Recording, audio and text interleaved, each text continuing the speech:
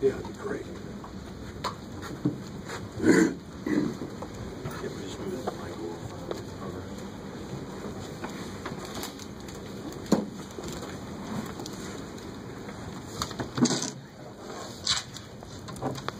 I give Ohio State, Chris, his crew, a lot of credit. I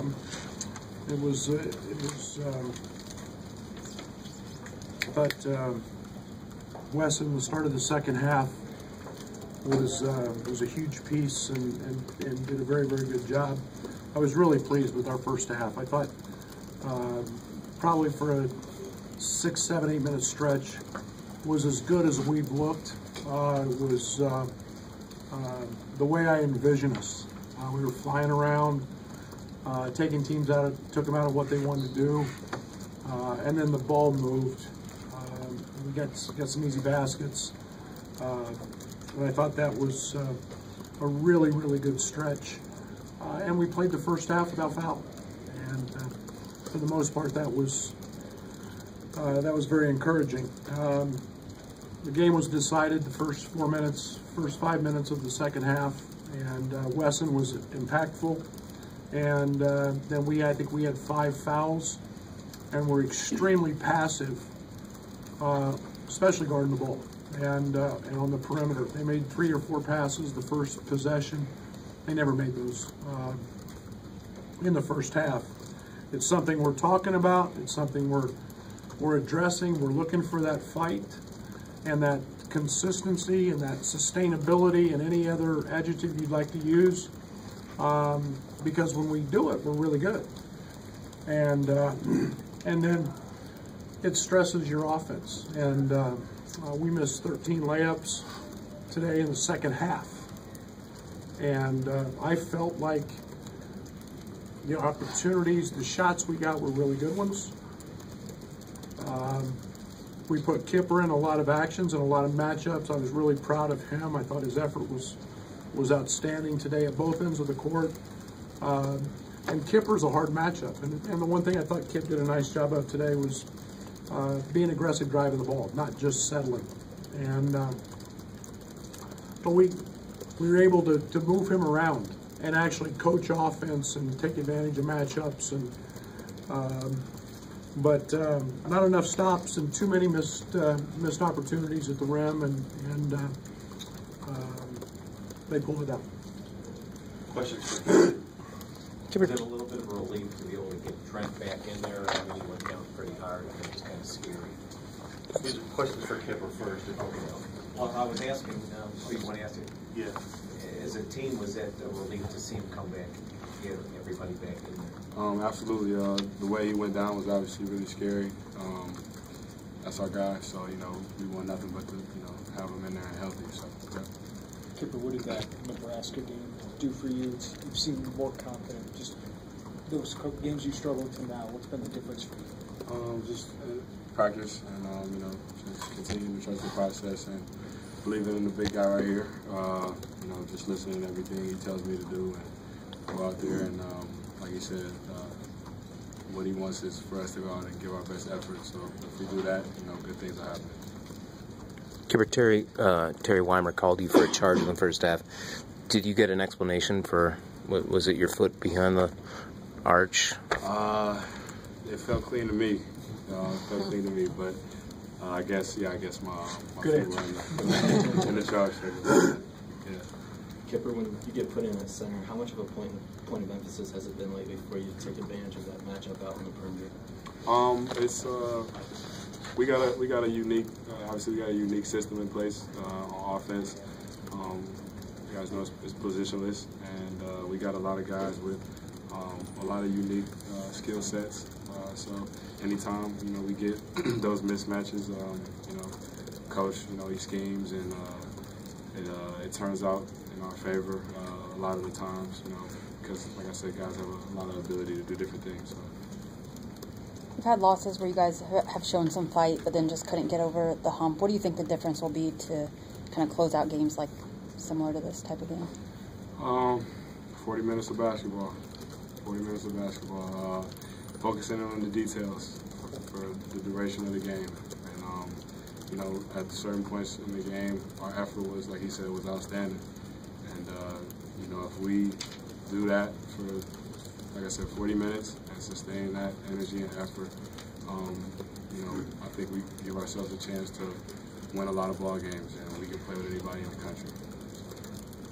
What causes that effort to kind of drop at times and not be at that maximum for those 40 minutes? It's a great question. It's a great question. We got practice tomorrow, and we're going to go and do our best to make sure it doesn't happen next game. So. Kipper, I mean, 2 weeks in, where are you guys at now? Is the locker room just mentally? How are you guys? We're, like we just talked about in the locker room, we take it on this guy's DNA right here, so that means we're nothing but a bunch of fighters till the end. And we have full belief in God 1 through 16, 17, and also in the coaching staff. So tomorrow is going to be no different from day one. We're going to come in and prepare the way we always do. And like I said, we're fully confident and we have the utmost belief in ourselves. And we're looking to win a ball game here come on Saturday. To put together that end of the first half where I think you guys kind of felt like you were playing it as well as you have all season, is that encouraging to see that so everybody can kind of feel what that feels like and try to build on that? Absolutely. From these losses, we've definitely learned a lot about ourselves. You know, we don't just hang our heads and leave the game. We go in and, you know, we look at what we did right, what we did wrong, what we can build and improve upon. And, you know, those spurts of the game we take and, you know, we use that as an example of, like you said, what we need to do for that 40 minutes of basketball, which will win us a lot of ball games. Anything else for Kip? Thanks, Kip. All right, thanks, Kip. Questions for John? Brad, when the fouls pile up like that in the second half, how hard is it as a team to stay aggressive in the way you want to press and attack? We're better when we're aggressive. We don't foul when we're aggressive. And that's one of the problems with the consistency that we're trying to get these guys to understand. You know, our defense is up the floor, and there's really very little contact. And most of our fouls are coming of the silly variety. And I mean that in the reaching, in the hand check. Most of those come on drives. We do everything from put tennis balls in their hands in practice to have officials in practice trying to emphasize that, and yet it's, for some of these guys, it's habits that we're trying to break, and it's, you know, part of that is youth and maybe inexperience. But yeah, you know, I think it's the one thing that we're fighting that balance right now between not letting our offense affect our defense and vice versa. And you know, when we play great D, you saw what we can be offensively, and you know, that's we've had moments where it's been really, really good. Now it just needs to become consistent. Coach, just how small is the margin of error for this team, especially in these big games like this? I have no idea. I don't know. I mean, that's it. When the ball goes in, it's a different game. You know, one night it could be, I don't know. I never thought of margin of error one way or another. I think that it's make 13 layups, and this is a completely different game. Those are the best shots that the game has to offer. I don't know. I don't look at that. I guess I never thought of it really like that. You clearly weren't happy at the end with some of the calls. I think I can probably guess, but can you describe your emotion a little bit there, and just do you feel like that took you out of a possible comeback at the end? No. I thought it was, thought there were great officials on the court. That's the best we have, and I loved every one of them and every call that they made, and we'll have them next time, and they'll be great again. No sarcasm. You're not, Shannon, you're not baiting me into that one. It's only $10,000, Brad. My wife's standing back there. Just $10,000 to her is a lot of money. Coach, this is your home away from home. How much different would the game have been at your real home? I don't know if we made 13 I missed 13 layups. I don't know. We love Chicago. and Chicago's. It is our home away from home. I think, and I'll say this: if there's anything, I mean, we're so blessed. We're so blessed that the State Farm Center is a beautiful arena. It's an incredible home court. If I had my druthers, I would play every single game there. Unfortunately, there's 10 of them we got to play on the road. But I don't think it was going to be any different. And we're proud to be up here. We're proud to get our guys back home that are from here. And you know, Ohio State was better than us tonight, and for 40 minutes. And you know, that's. I know we're going to go home Saturday, and we're going to have close to 15,000 there. Is it disappointing to have a smaller crowd here than maybe you expect or want? And how do you kind of drum up more interest? You know what? It's a great question. Probably people other than me need to answer that. I guess maybe if we were 8-0 or something, and I don't know. Ohio State's one of the elite opponents in our league. I think they finished second last year. They're fantastic again this year, and you know, it's not for the name on the opponent, but you know, we'll control what we can control, and when it's time to play in the United Center, we'll be here. What was Trent after the game? I had not seen him after the game. He was sitting a little gingerly. I saw him go down. I saw the expression on his face. That's like that's a child, you know, and I saw that, and I mean, I had a horrible just feeling in my stomach, because I saw the look on his face, and that's a terrible feeling. And so I'll find out here from Paul, and I imagine he's fairly sore, but I did kind of bring a smile to my face to actually see him come back out. Was it his tailbone, or his? I think so. Yes.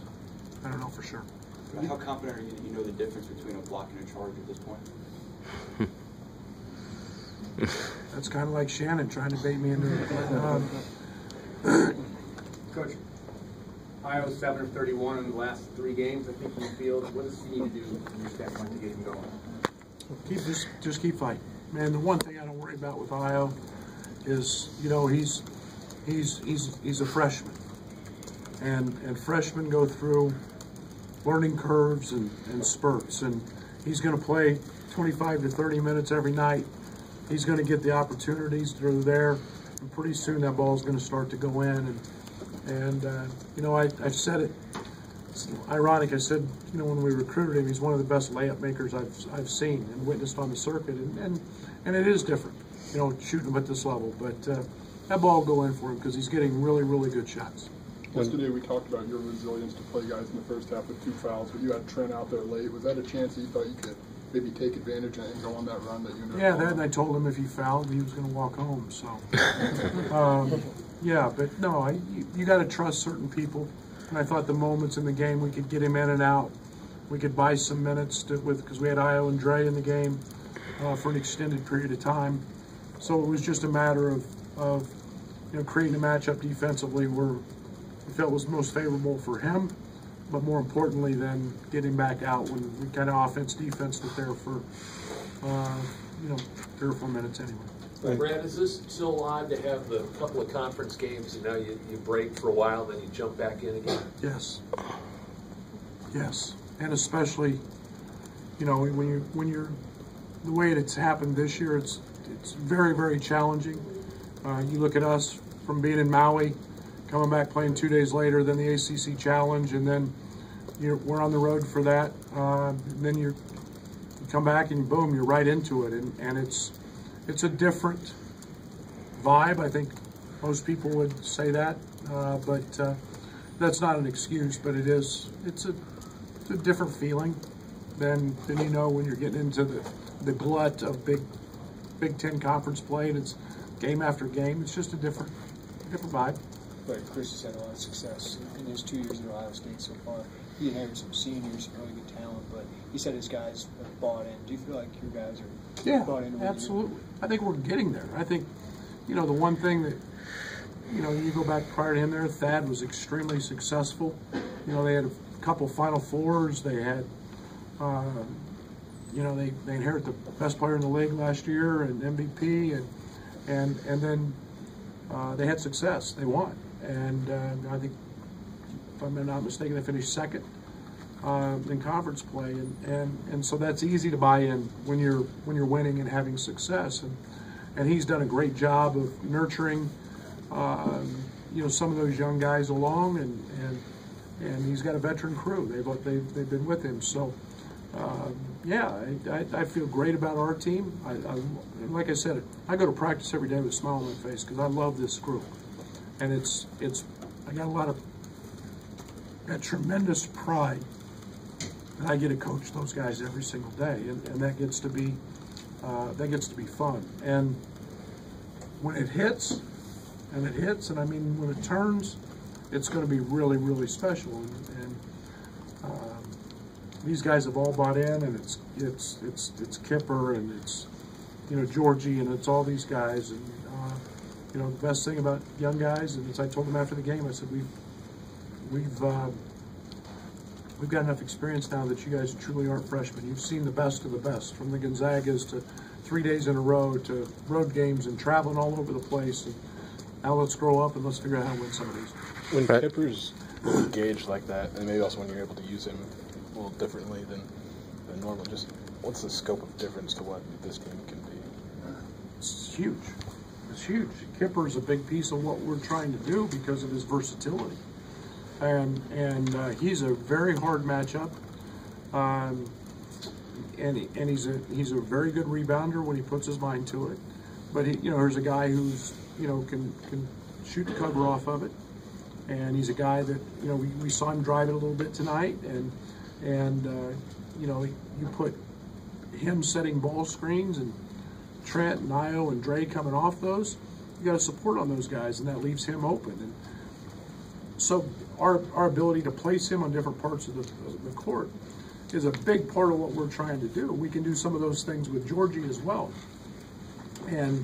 But Kipper's a veteran. He's been there, he's done that, and him playing well is a very important piece to us. You talked about controllables, and of course the question from Shannon and Brett, where I'm not trying to bait you here, but I'm sort of curious. You were testing out some new vocabulary on the way into the locker room. You mellowed out now. Were you more angry about execution or things that would cost you $10,000? First of all, I'm not sure it was new vocabulary. You haven't been around me enough to know that it was new or old. No, I'm a fighter, and I'm going to be passionate, and you know, it's sometimes it's important for our players to understand what passion is, and sometimes it's important to understand that losing's not okay, and sometimes it's important to know that blowing an assignment repeatedly is not okay. But I love every one of them, and you know, that's the. So. Okay, thank you, Coach. Thank you. Thank you.